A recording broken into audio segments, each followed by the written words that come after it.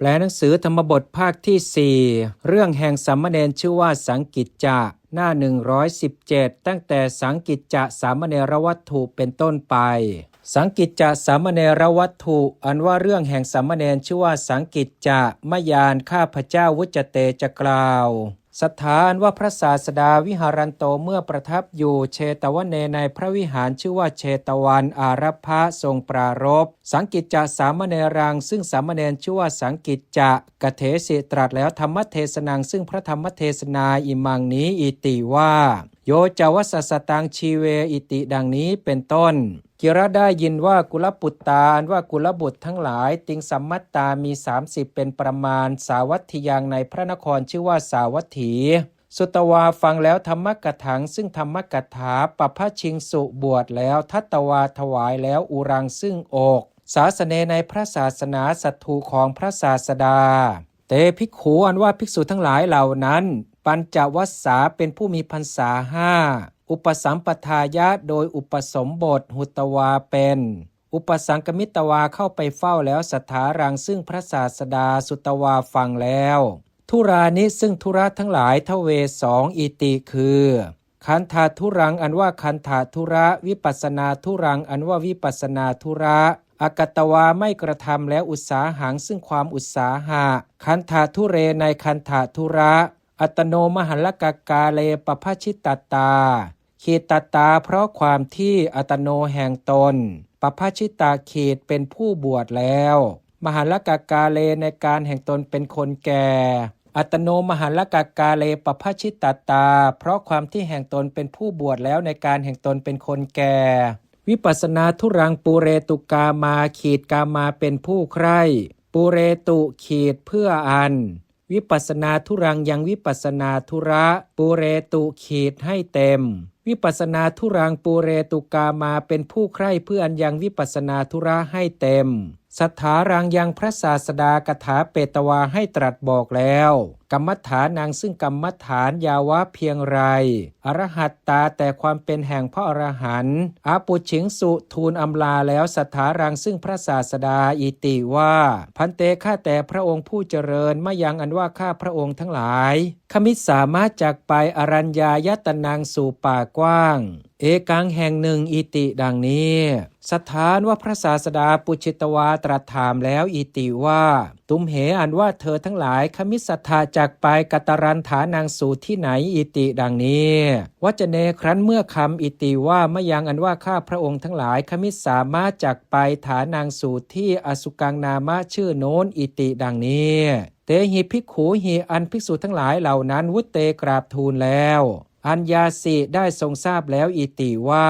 พยังอันว่าภัยอุปชิสติจะเกิดขึ้นเตสังภิกขุนางแก่ภิกษุทั้งหลายเหล่านั้นตถาฐาเนในที่นั้นนิสายะเพราะอาศัยวิคาสาทังซึ่งบุคคลผู้เคี้ยวกินซึ่งอาหารอันเป็นเดนเอกังคนหนึ่ง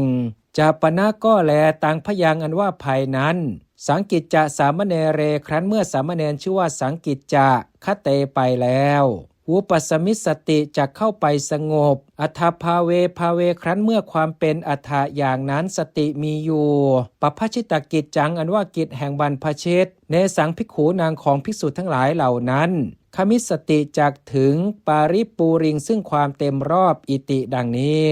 สามเณโรอันว่าสามเณรสารีปุตตเถระสะของพระเถระชื่อว่าสารีบุตรสังกิจจะสามเณโรนามะชื่อว่าสังกิจจะสามเณรสัตตวัสสิโกเป็นผู้มีการฝน7ชาติยาโดยการเกิดโหติย่อมเป็นกิระได้ยินว่ามาตาอันว่ามารดาตัสสะสามเณรสะของสามเณรนั้นทีตาเป็นธิดา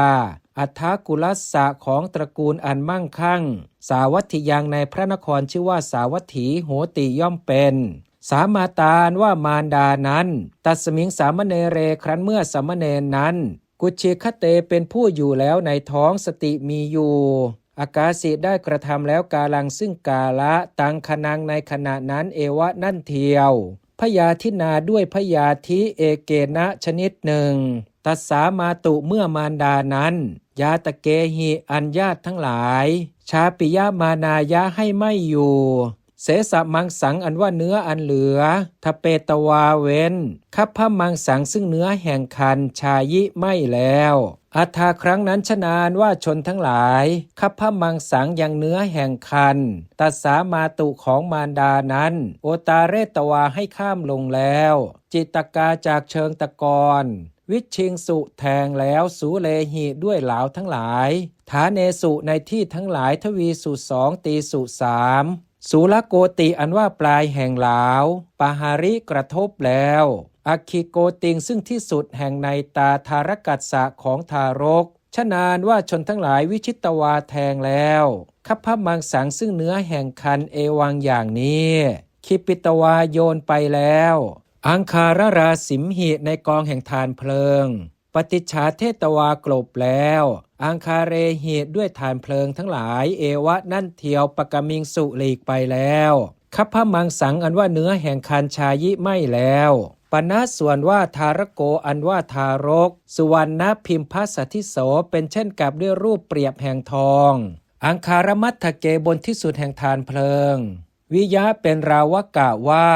ปทุมคัพพนิปันโนนอนแล้วในกลีบแห่งดอกปทุมอโหสิได้เป็นแล้วหิจริงอยู่อรหัตตังอปัตตวาชีวิตัคโยนามะชีวิตัคโยนามะชื่ออันว่าอันอปัตตวาไม่บรรลุแล้ว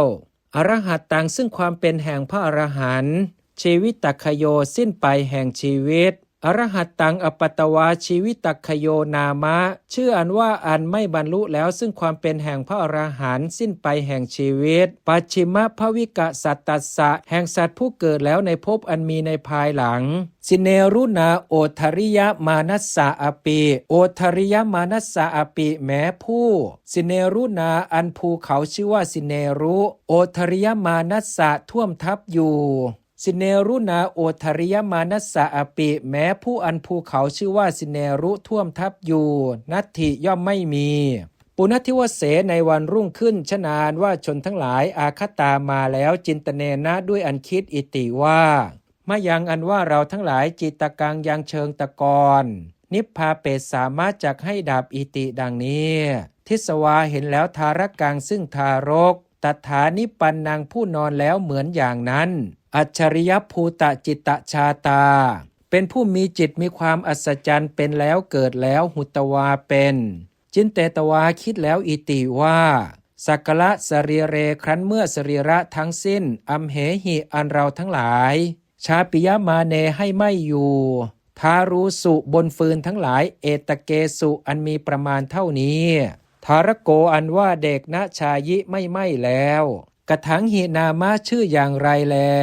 การนังอันว่าเหตุกิงอะไรนุโขหนอแลภวิสติจักมีอิติดังนี้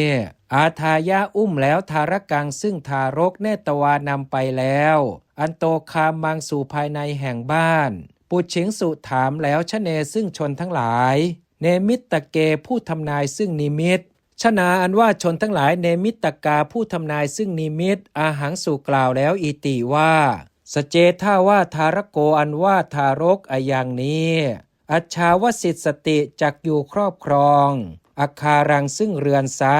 ยาตการว่าญาติทั้งหลายยาวะเพียงไรกุลปริวัตตาแต่อันเวียนรอบแห่งตระกูลสัตตมาที่7ทุกขตาเป็นผู้ถึงแล้วซึ่งยากภวิสันติจักเป็นน่าหาไม่ได้สเจท่าว่ายังทารโกอันว่าทารกนี้ปัพชิตสติจักบวชไซยังทารโกอันว่าทารกนี้ปัญจหิสมณสเตหิปริวุตโตผู้สมณสเตหิอันร้อยแห่งสมณะทั้งหลายปัญจหิ5ปริวุตโตแวดล้อมแล้วปัญจหิสมณสเตหิปริวุตโตผู้อันร้อยแห่งสมณะทั้งหลาย5แวดล้อมแล้ววิจริสติจากเที่ยวไปอิติดังนี้ยาตกาอันว่าญาติทั้งหลายกริงสุกระทำแล้ววจนังซึ่งคำอิติว่าสังกิจโจอันว่าสังกิจจะอิติดังนี้นามังให้เป็นชื่อตัสสะทารกัสสะของทารกนั้นปุคเลนะสังกุณาอคิโกติยาพินนตาขีตตาเพราะความที่อคิโกติยาแห่งที่สุดแห่งในตาพินนาขีดเป็นอวัยวะปุคเลนะอันบุคคลพินนาขีดทำลายแล้ว สังกุณาด้วยขอปุคเลนะสังกุณาอคิโกติยาพินนตาเพราะความที่แห่งที่สุดแห่งในตาเป็นอวัยวะอันบุคคลทำลายแล้วด้วยขอสมเยนะโดยสมัยอปเรณะอื่นอีกโสธารโกอันว่าเด็กนั้นปัญญายิปรากฏแล้วสังกิจโจอันว่าสังกิจจะอิติดังนี้อัฏฐาครั้งนั้นยาตการว่าญาติทั้งหลายโปสยิงสุเลี้ยงแล้วนางทารกังซึ่งเด็กนั้นอาสายะด้วยความหวังอิติว่าเอตังการนังอันว่าเหตุนั้นโหตุจงมีเถิดมะยังอันว่าเราทั้งหลายนางทารกังยังเด็กนั้นปภาเชษสามารถจักให้บวชสันติเกในสำนักสารีปุตตัสสะของพระเถระชื่อว่าสารีบุตรอายัสสะผู้เป็นเจ้าอมหากังของเราทั้งหลายตัสสะทารกัสสะอุทิตากาเลขีดกาเลในการตัสสะทารกัสสะแห่งเด็กนั้นวุฒิตะขีดเติบโตแล้วตัสสะทารกัสสะวุฒิตากาเลในการแห่งเด็กนั้นเติบโตแล้วอิติดังนี้โสสังกิจโจรว่าสังกิจจะนั้นสุตวาฟังแล้วกระถังซึ่งวาจาเป็นเครื่องกล่าวกุมารกานางของกุมารน้อยทั้งหลายอิติว่ามาตาลว่ามารดาเตของเจ้าอากาสิได้กระทำแล้วกาลังซึ่งกาละวาสนากาเลในการอันเป็นที่อยู่กุจยังในท้องตะวะของเจ้าสรีเรครั้นเมื่อสรีระตัดสามาตุของมารดานั้นชเนหิอัญชนทั้งหลายชาปิยมาเนปิแม้ให้ไม่อยู่ตะวังอันว่าเจ้าณชายิไม่แล้วอิติดังนี้อัตโนสัตตวสิกากาเลขีดกาเลในการอัตโนแห่งตนสัตตวสิกะขีดมีการฝนเจ็ดอัตโนสัตตวสิกากาเลในการแห่งตนมีการฝนเจ็ดอโรเจสิบอกแล้วยาตกานางแก่ญาติทั้งหลายอิติว่า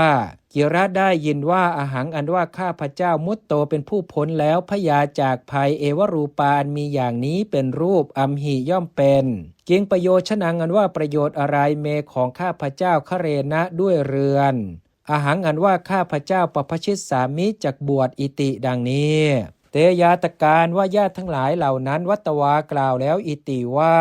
ตาตะดูก่อนพ่อสาธุอันว่าดีละอิติดังนี้เนตวานำไปแล้วสันติกังสู่สำนักสารีปุตตเถรัสสะของพระเถระชื่อว่าสารีบุตรอทังสุได้ถวายแล้ววจเนนะด้วยคำอิติว่าพันเตข้าแต่ท่านผู้เจริญตุมเหอันว่าท่านทั้งหลายอิมังทารกังยังเด็กนี้ปภาเชทะขอจงให้บวชอิติดังนี้เทโรอันว่าพระเถระทัตวาให้แล้วตจาปัญจกกรรมฐานนางซึ่งตจาปัญจกกรรมฐานต่างทารกังยังเด็กนั้นปภาเชสิให้บวชแล้วโสสัมมเนโรอันว่าสัมมเนรนั้นปาปุณิบรรลุแล้วอรหัตตังซึ่งความเป็นแห่งพระอรหันต์สหกับปฏิสัมพิทาหิด้วยปฏิสัมพิทาทั้งหลายคูรักเคในการเป็นที่สุดแห่งกิจอันบุคคลพึงกระทำด้วยมีดโกนเอวะนั่นเทียวอายังสัมมเนโรอันว่าสัมมเนรนี้สังกิจจะสามเณโรนามะเป็นผู้ชื่อว่าสังกิจจะสามเณรโหติย่อมเป็น